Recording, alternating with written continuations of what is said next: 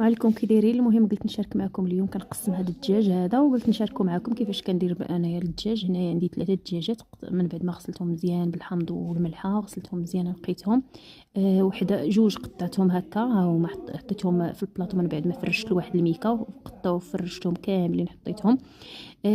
صافي الاخرى باش ما كيتلاصقوش بيناتهم صافي، وكنخليهم نديرهم في الفريغو هكا بالبلاطو ديالهم حتى كيجمدوا، وغادي نجمعوهم في ميكا وحده، ولا كل ميكا نديرها فيها داكشي اللي غادي يكفيني على حسب الاشخاص شحال بغيتو ديروا.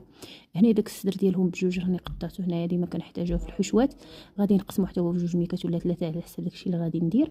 هذيك الفخذ وداك الكبده وداكشي راكم فتشتو في الطبسيل غادي نديرو في الطاجين اليوم نيت، غادي نديرو في الغدا.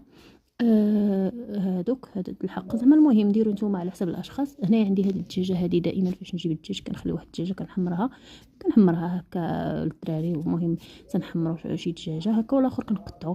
هذه غادي نشرملها ونخليها حتى الغدا ولا بعد غدا عاد نديرها، يعني غنشرملها ونقطع فيها داك الكناص ديال الاخرين ديال الدجاجات الاخرين. وهاد الكبده حتى هي خصني نديرها معاها، نسلقها ونخبيها ولا نديرها في ميكا حتى حيت ما غاديش تعطل ليا. ما خصكمش تعطلوا الكبده في الثلاجه، كتكون فيها واحد المروره.